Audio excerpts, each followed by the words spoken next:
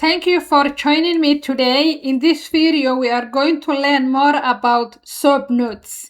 We want to learn subnotes and how we're going to set up this, how to write a good subnote. So to have a good subnote, the subnote is the subject, objective is assessment and plan. So to have a subnote, it has to be clear, clinically appropriate, and consistent with the outpatient psychiatric medication management. So here we have a case study based on the subnote that we want to talk about. Let's say we have a patient. The patient is reported persistent, that's the subjectives. The subjective is we are going to describe this way. The patient reports persistent low mood, low energy, fatigue, poor sleep despite current treatment with Zoloft daily. She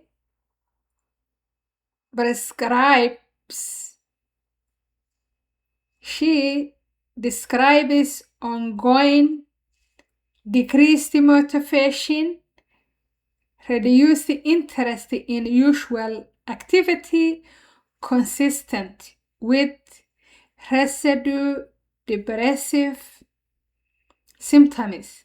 She denies suicidal ideation, homicidal ideation, self-harm thoughts.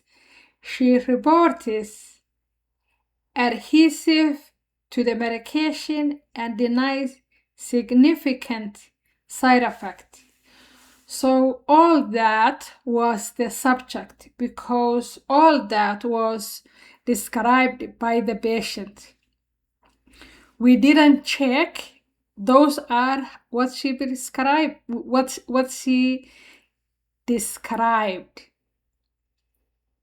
The patient report to us, we didn't know that. She reported to us a persistent low mood, low energy, fatigue, poor sleep.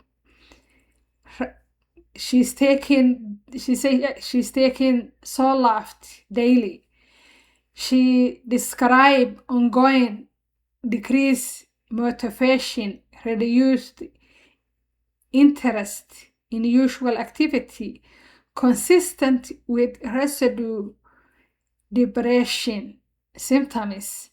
Even though she's taking antidepressant medication, but she denies SI, HI, self-harm. She reports adhesive to the medication and denies significant side effects. So all that is what she described for us. However, the object is what we see. Subject is for her, object is for us. Subject is what she tells us, object is what we saw. So the patient appears well-groomed, appropriate dressed. That is the subject. We are going to describe the subject. So the subject is patient appears well-groomed, appropriate dressed. She is cooperative through the interview with NF engagement. Speech is slow but cohesive, goal-directed. Mood is prescribed as tired. We will ask them, how is your mood today? How do you describe your mood? She described to us, quote, tired. Affect is restricted but congruent with this state mood. Thought process is linear, organized. If they have a schizophrenia, they will have disorganized thoughts, disorganized behavior, but since she is here, in this case, she is linear and organized. Thought content is a negative for delusion, obsession, perceptual disturbance. So her thoughts are negative for delusion, obsession, perceptual disturbance. No hallucination are observed or reported. Because if she's having a hallucination, she will be talking to herself. She will be responding to internal. We didn't see her talking to herself or responding to internal stimuli. So she is not having a hallucination and she didn't report to us. We didn't see and we didn't hear. Cognition appears intact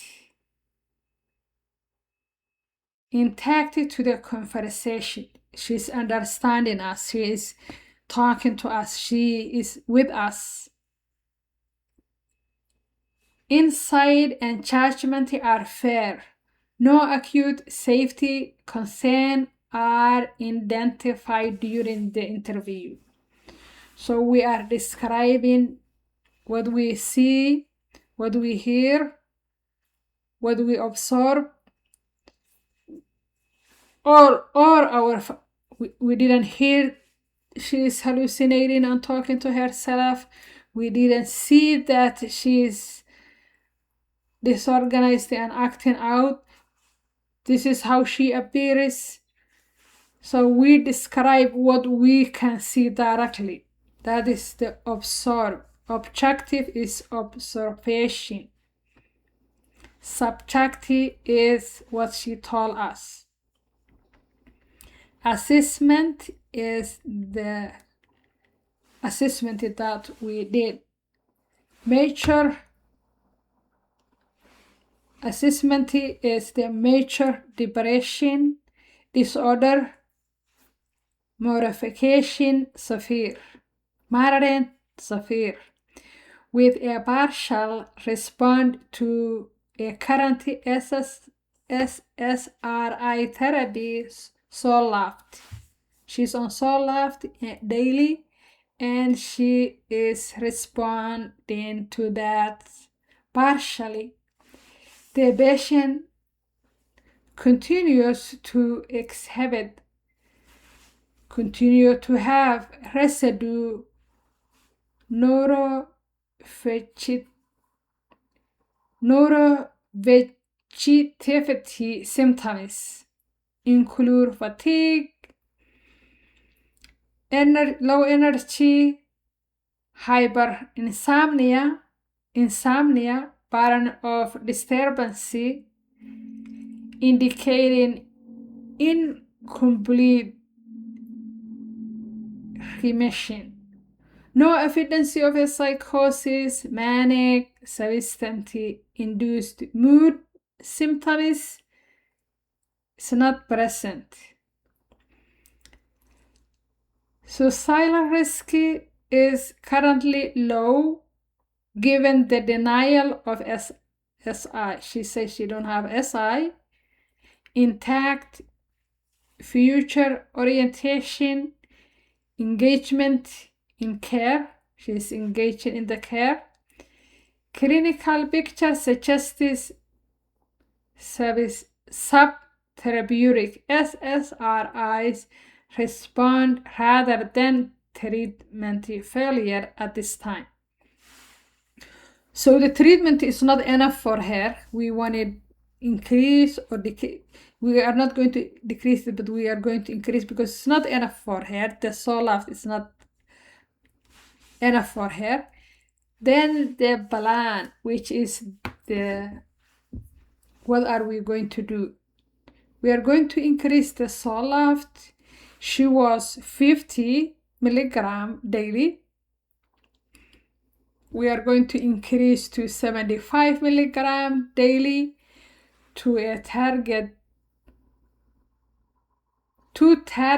the residue depressive symptoms and optimize serotonic effect with a close monitoring for activation, GI side effects, sleep disturbance, emerging suicidal ideation, and continue to monitor symptoms, trajectory, and functional improvement, with the emphasis on energy level, sleep quality, motivation, provide a psychoeducation regarding antipsychotic titration timeline, expectation onset of the benefit of the treatment. So the treatment it can take 2 weeks to 4 weeks after the dose adjustment. Improve importance of adhesiveness. We are going to educate her to continue taking her medication and how long she will feel better after taking the medication. We are going to encourage her sleep hygiene strategy, include consistent sleep schedule, reduction of event stimulation, limitation of screen exposure before sleep. So don't watch TV, don't watch your phone, don't drink coffee, so you can sleep better. Consider adjunctive psychotherapy referral. Reinforce of the cognitive behavior therapy for depression to address the cognition distortion and behavior activation. Then we are going to schedule a follow-up appointment in 3 weeks for reassessment of the response and tolerance of the medication and need for further medication adjustment, and then or if the patient is responding persistent. So that's the plan. The plan is, what are we going to do? We are going to educate the patient, we are going to increase the medication, and then we are going to monitor the side effects. We are going to educate them, then we are going to encourage them. We are going to set up the follow-up appointment. We are going to refer them if they need other specialists.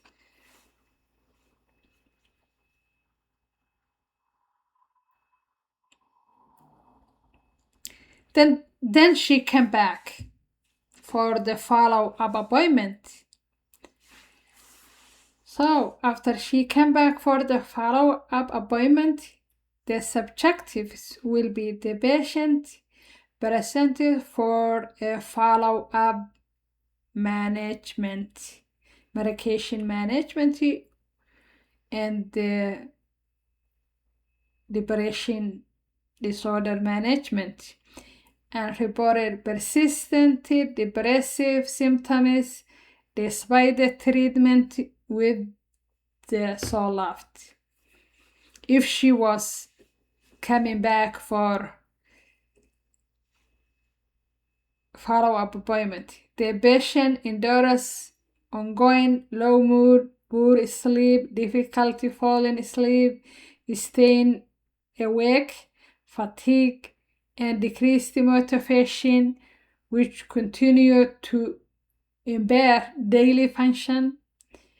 The patient reports only partial improvement since he started medication and express concern about lack of full symptom resolve. This is imagine that she was depressed and she come to the clinic.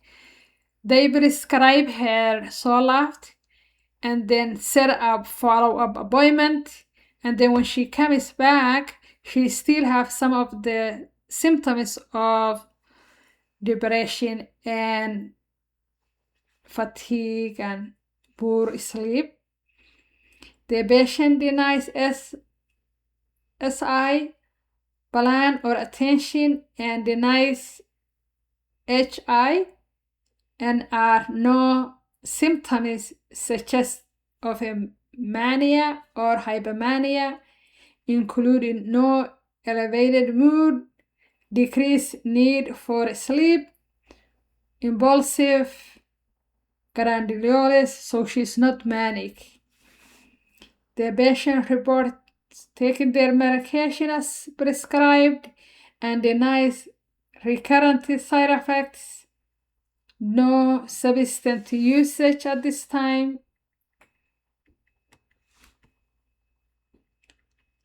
So our objective is this time will be we're going to use the mental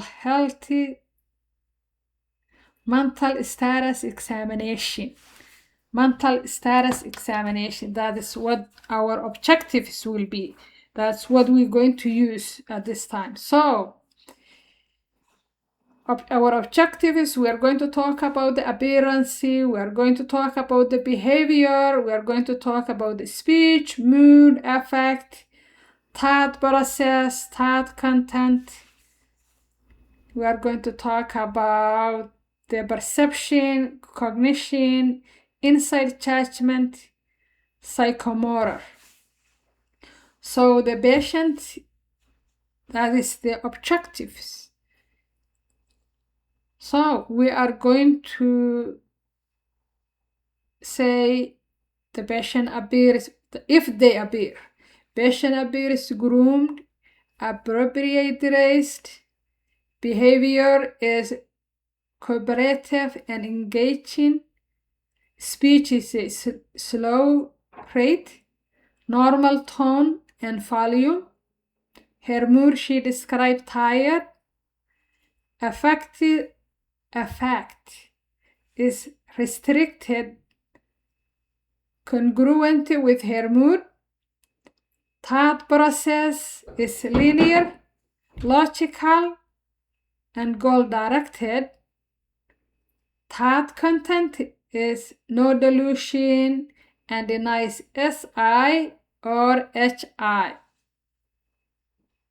Perception is no hallucination. We didn't hear her talking to herself and she didn't report to us.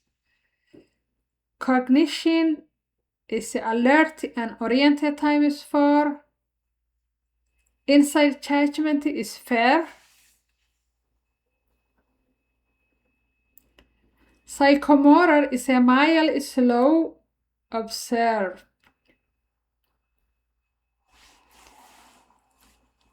Then the assessment part will be major depression disorder. It will be moderate. Clinical status is a partially responding to Zoloft. Persistent residue neuroferritin symptoms, low energy, poor sleep, decreased motivation, no psychosis, no bipolar features, no acute safety concern, deny SI, stable, persistent, clinical reasoning, the patient demonstrates a partial but incomplete response to the SSRI therapy.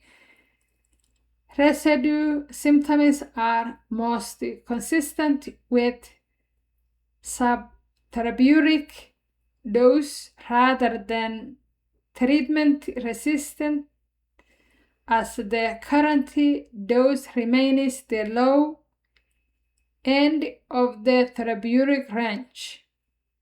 Evidence-based treatment guide record dose optimization prior to medication switch or adding other medication. The patient denies SIHI and stable, persistent indicate low acute risk, though ongoing monitoring is warranted. Partially during the dose titration due to a small but known risk of activation or emerging SI. So for the assessment, we figure out patient is tolerating the medication, they don't have side effects, they are responding to the treatment, but it's low, they are not getting full treatment. So we have to increase the dose. We increase the Zoloft, and then we are going to talk about the rationale why we increase the dosage. We want to increase the dosage to target the depression symptoms through the dose escalation. We don't want to switch the medication or add other medication. First, we want to increase this one and see how it does. Since she's tolerating already, she's don't have side effects, there is no reason for us to switch other medication that we don't know how she's going to act. So we will maintain the gradual titration to improve the tolerance. We want to increase a little bit by little bit, align with the therapeutic dose ranges to 50. Zoloft therapeutic dose is between 50 to 200 milligrams. We want to monitor patient education on monitoring for common side effects. Zoloft common side effects include GI upset, nausea, diarrhea, headache, sexual dysfunction. We want to also activation symptoms, increase anxiety, restlessness, worsening insomnia. Those are some of the symptoms, or some of the side effects of Zoloft. We want to instruct the patient to report if they are having SI thoughts, severe agitation, or unusual symptoms, signs of serotonin toxicity, rather than rare at this age, but they have to report it. Non-pharmacology interventions include consider sleep schedule, avoid screen before bed, limit caffeine, sleep hygiene strategies, encourage behavior activations, gradual engagement instruction, daily activities, increase participation in a pressure activity. Then we are going to set up the follow-up appointment after 3 weeks to assess the symptoms. If the patient, we want to assess the symptoms, we want to assess the symptoms, we want to assess if the patient is tolerating the medication, consideration of a future increasing, if we need to increase the medication or if that dose is effective. Other way of writing a SOAP include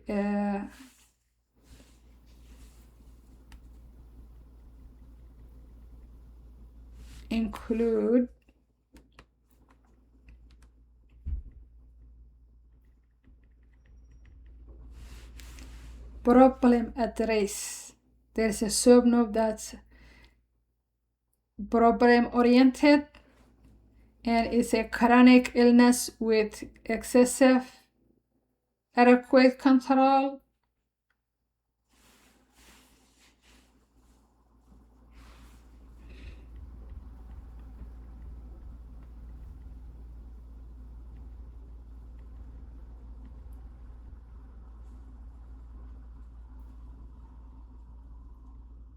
So the SOAP note sometimes is disease oriented or case oriented, depending on the case, depending on the medication. That's how we can improve writing a good SOAP note. Thank you for joining me today. I would love to see you in my next video. Thank you.